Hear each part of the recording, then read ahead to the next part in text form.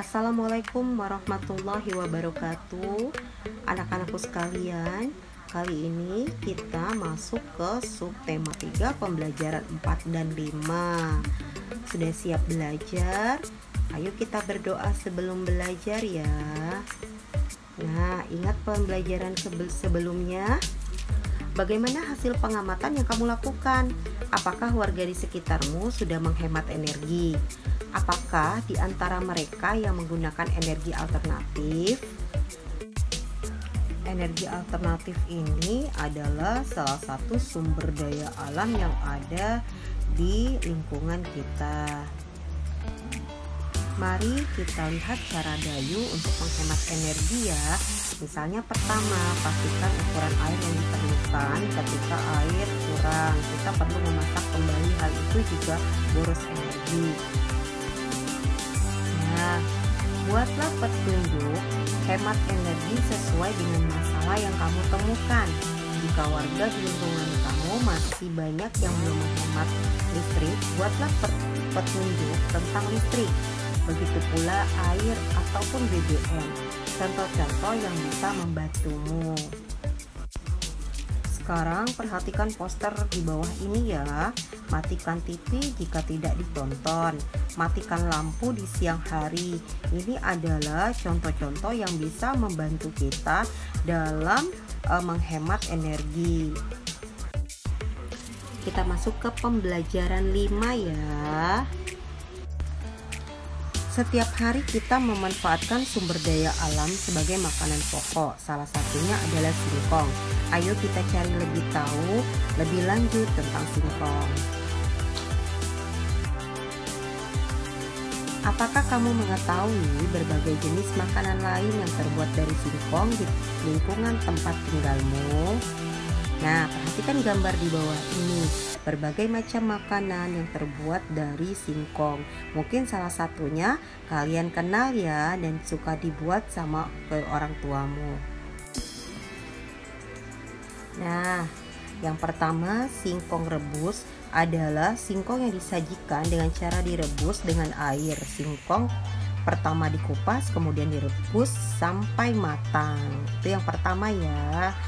Yang kedua, keripik singkong dibuat dengan cara memotong singkong tipis-tipis, kemudian digoreng dan diberi bumbu penyedap. Mungkin kalian sudah kenal ya, sering makan keripik singkong. Yang ketiga, getuk dibuat dari singkong rebus yang dihaluskan, kemudian diberi gula merah dan ditaburi dengan parutan kelapa. Kemudian singkong crispy adalah singkong goreng yang diolah dengan cara modern. Yang kelima, singkong goreng dibuat dengan cara menggoreng singkong dengan ditambah bumbu penyedap. Keenam, singkong bakar merupakan olahan singkong yang dibuat dengan cara membenamkan singkong dalam bara api.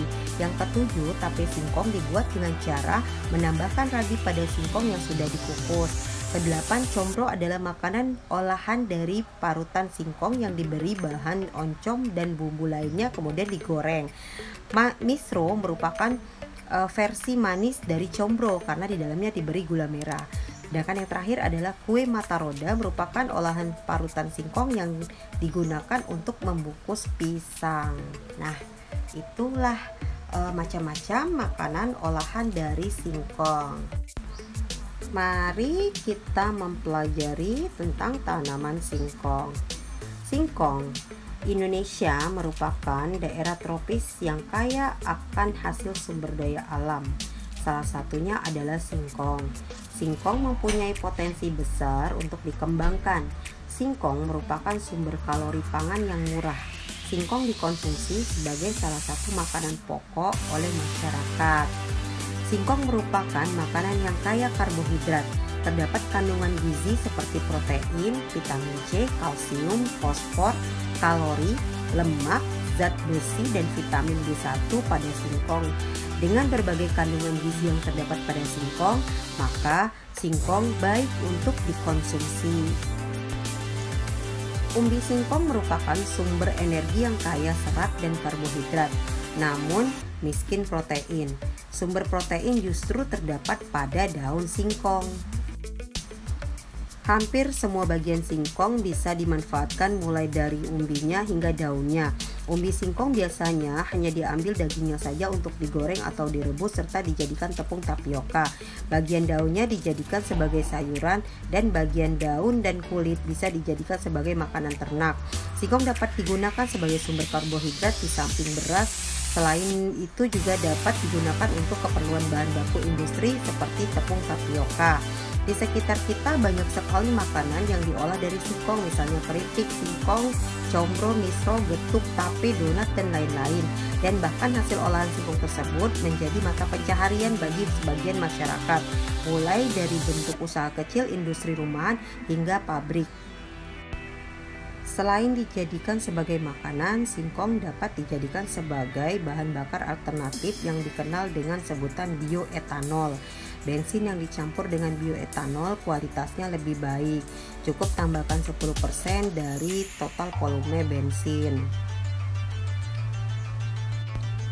Manfaat penggunaan bahan bakar alternatif bioetanol untuk kendaraan bermotor adalah pembakaran lebih sempurna, gas buangan menjadi lebih bersih, tarikan lebih ringan, suara mesin lebih halus, hemat bahan bakar hingga 20%, memperpanjang usia mesin, ramah lingkungan. Selain singkong, sumber bioetanol lainnya dapat berupa ubi jalar, tebu, jagung, sorghum biji, sorghum manis, sagu aren, nipah, lontar, kelapa, dan padi. Sumber bioetanol yang cukup potensial dikembangkan di Indonesia adalah singkong.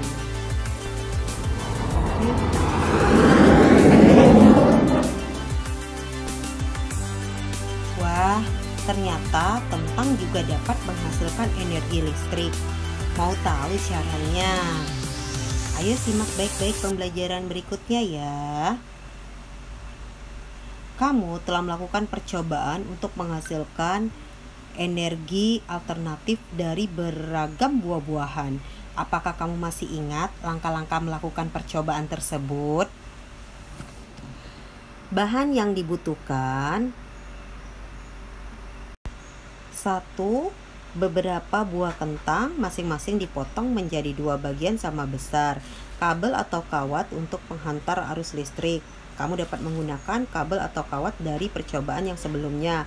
1 buah bola lampu senter, penjepit buaya, seng dan logam. Nah, perhatikan gambarnya ya jika kalian ingin mengetahui bagaimana caranya kentang dapat menghantarkan arus listrik sebagai pengganti energi alternatif. Nah, cara membuatnya disimak baik-baik. Untuk mempraktekkannya, kalian perlu didampingi orang dewasa ya. Hati-hati dalam penggunaan pisau dan sebagainya. Kita mempunyai kewajiban menghemat energi yang jumlahnya sangat terbatas, karena energi tersebut suatu saat akan habis. Selain menghemat, kita juga mempunyai kewajiban untuk terus-menerus mencari cara untuk menciptakan energi alternatif agar kebutuhan akan energi tetap dan dapat terpenuhi.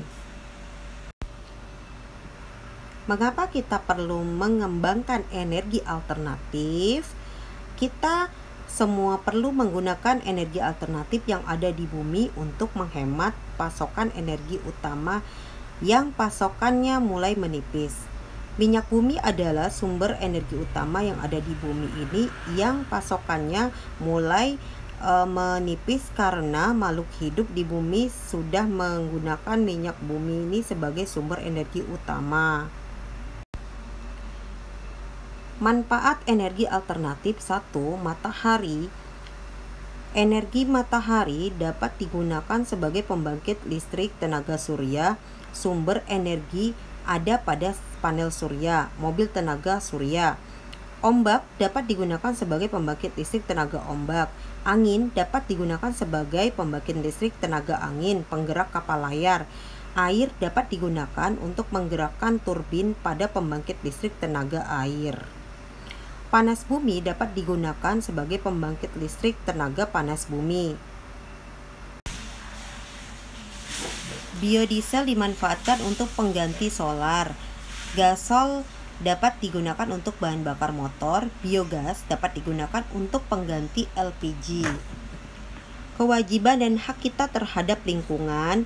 Kewajiban kita terhadap lingkungan adalah menjaga kelestariannya. Salah satu caranya adalah memanfaatkan energi alternatif yang ramah lingkungan. Misalnya menggunakan kendaraan berbahan bakar listrik atau gas seperti mobil listrik dan mobil tenaga surya. Energi alternatif adalah energi yang ramah lingkungan dan tidak pernah habis. Misalnya energi yang berasal dari air, angin, panas matahari, dan sumber daya alam lainnya yang dapat diperbaharui. Kita juga berkewajiban membangun gedung dengan memperhatikan aspek ramah lingkungan. Misalnya membangun gedung dengan menggunakan cahaya matahari sebagai penerangan di siang hari. Setelah memenuhi kewajiban, kita juga dapat memperoleh hak kita, misalnya memperoleh lingkungan yang segar untuk kesehatan dan kenyamanan. Selain itu, kita juga mempunyai hak untuk memperoleh air sehat dan bersih yang disediakan oleh alam untuk diminum, mandi, pengairan, dan pembangkit tenaga listrik. Nah, selain itu juga kita juga mempunyai hak untuk memperoleh sumber daya alam untuk memenuhi kebutuhan, misalnya dari tumbuhan dan hewan yang merupakan sumber energi ataupun sumber tenaga. Sebelum memperoleh hak kita terhadap lingkungan, mari kita melaksanakan kewajiban dahulu. Kewajiban kita terhadap lingkungan adalah menjaga kelestariannya dengan cara memanfaatkan energi alternatif. Tulislah 3 contoh sikap ramah lingkungan dan jelaskan.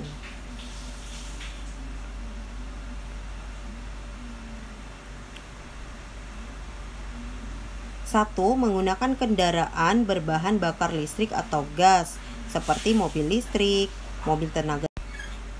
2. Membangun gedung dengan menggunakan cahaya matahari sebagai penerangannya di siang hari. 3. Menggunakan biogas untuk memasak. Mengapa penggunaan energi alternatif merupakan salah satu bagian dari tanggung jawab kita?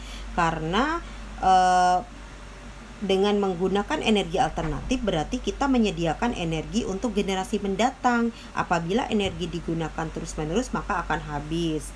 Apa saja hak kita terhadap lingkungan?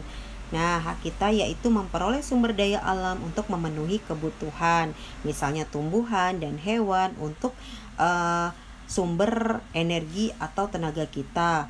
Kita dapat memperoleh lingkungan yang segar untuk kesehatan dan kenyamanan. Serta kita memperoleh air sehat dan bersih untuk disediakan dalam kehidupan sehari-hari. Mengapa kita harus melaksanakan kewajiban terlebih dahulu sebelum mendapatkan hak terhadap lingkungan? Karena kewajiban dan hak harus dijalankan secara seimbang. Hak diperoleh setelah kita melaksanakan kewajiban. Ayo, lemparkan bolanya. Mari kita menjaga kesehatan dengan bermain lempar bola.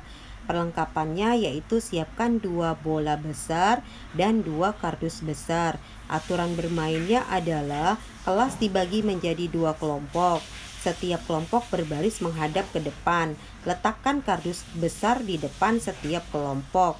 Letakkan bola di depan masing-masing barisan. Saat mendengar aba-aba mulai, anggota paling depan harus mengambil bola.